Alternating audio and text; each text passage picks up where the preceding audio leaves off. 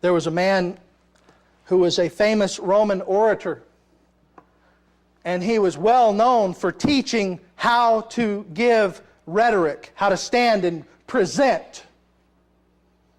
And this young man came to him and said, "Sir, I really want to learn to do what you do." And he spent 30 minutes telling this orator why he wanted to follow in his footsteps, why he wanted to be his student. He spent 30 minutes, and the orator finally said, "Listen, I will train you, but I'm going to have to charge you double." And the guy said, "Why?" He said, "Because I'm first going to have to teach you how to shut up."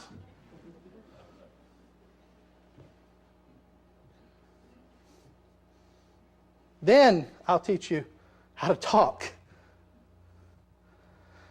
James is making the point clear. We need to exercise our ears, and we need to give our mouths a rest. But then he says the last thing in the little threefold. He says, be quick to hear, slow to speak, slow to anger. Now, why would that even fit into that category? Because anger is the natural response towards a word that harms us or displeases us. And the Greek word here is orge. It does not mean outburst of anger. It means to have a deep-seated resentment. It means to be, you ever had somebody say something to you and it just, you writhed over that for days, and there was a resentment in your heart because that person said that thing or that statement was made about you and it just went over? That's orge. That's the Greek word. And he said you need to be slow to allow that to happen. And the result, basically what James is saying is that it's a result of a word that is displeasing, and the word is full of things that are displeasing to the ear. I'm telling you the truth. More than once, I have preached messages where I stood right back beside that door in the back, and I knew the text was crystal clear, and I told the truth about what the text said, and I had angry results. If I preach a truth from the Word of God and it makes a person angry, they are actually not angry with me, they are angry with the Word of God, and I have to understand that, or it'll hurt me.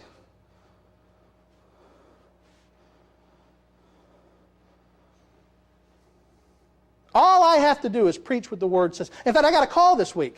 I got a call from a member of another church. Called me to ask me something about what their preacher had said. And he said something very hard to the congregation. And she said, "I can't believe he said it." I said, "Well, he's right." "What?"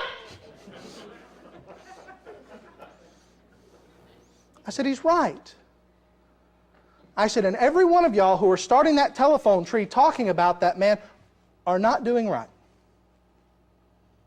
All he did was tell you the truth, and you didn't want to hear it. All he did was tell you the truth, and you couldn't receive it." Now, I'm not her friend anymore either, but that's not true. I got her to the point where hopefully she'll be a good influence there. The Apostle Paul in the 4th chapter of Galatians says this to the Galatian people. He said, "Have I become your enemy because I told you the truth?" He asked the question, "Have I become your enemy because I told you the truth?" This is a rhetorical question. Yeah, in some cases I have. In some cases I'm not your best friend because I tell you the way it is.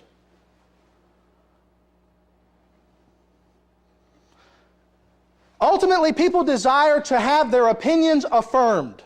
People desire to have their opinions affirmed, and when they come into the church and the Word of God does not affirm their opinion, they are angered at that.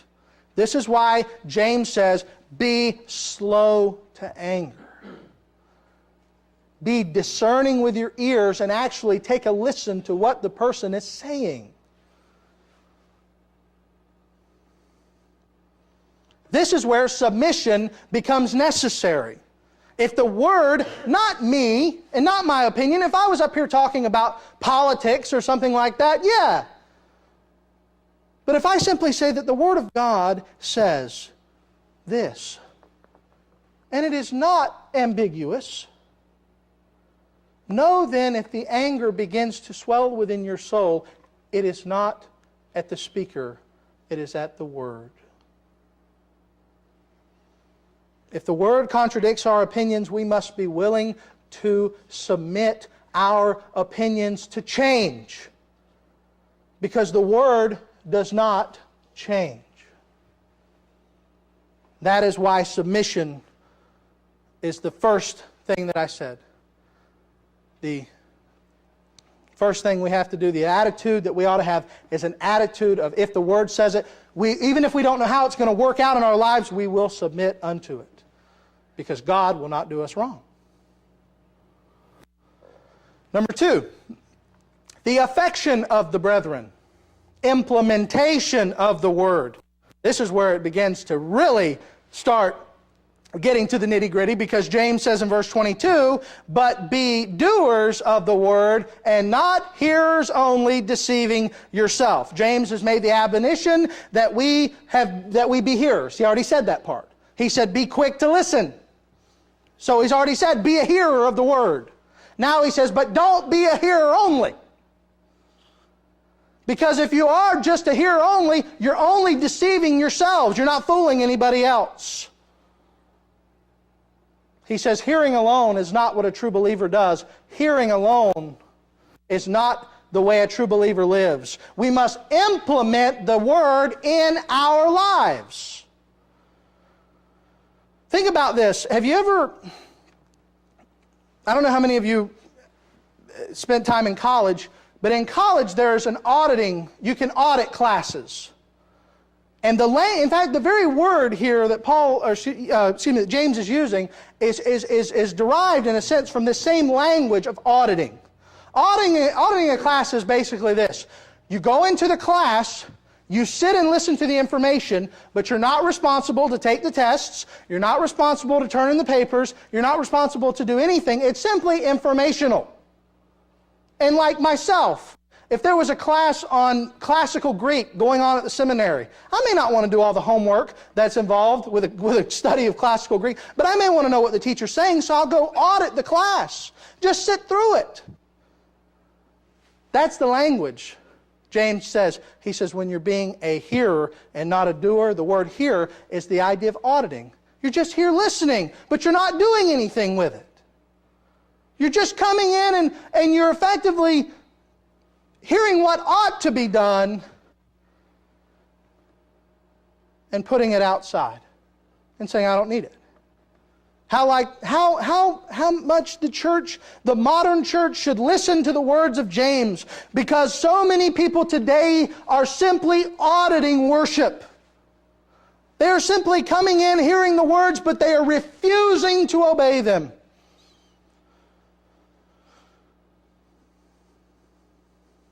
If all we ever do is listen to the Word and we don't implement the Word has done nothing for us. Look at verse 23. He says, for if anyone is a hearer of the Word and not a doer, he is like a man who looks intently at his natural face in a mirror, for he looks at himself and goes away and at once forgets what he is like. James compares auditing worship to being like a mirror. How many of you get up in the morning? This ought to be fun. You get up in the morning and you go into your bathroom and you see the mirror. Or maybe you go to your dresser and you have one of those mirrors. And you see your face and your hair is going every direction. You may have a little something in your eye. You're there, you look very tired, and maybe there's a few more wrinkles than you remember when you went to sleep. Here's what James is saying. He's saying the person goes, looks in the mirror, sees all this stuff that needs to be changed, and then walks away from the mirror and just goes on to work. So goes to the mirror, sees what needs to be changed, and then what does he say? Forgets about it. Walks away and forgets about it. Now I can look out at your audience, I can look out, nobody did that this morning. Every one of you got up, brushed your teeth, combed your hair, and I appreciate it. But you did that. Nobody looked at the mirror, saw something that needed to be changed, and didn't change it, if they could. Right? Likewise, he said that's what a person does when they come to the Word, see something that needs to be changed in their life, and then doesn't do it. The Word mirrors something that needs to be changed. It shows us that we need to change, and we look and we say, yeah, I need to change. And then you walk away and forget about it.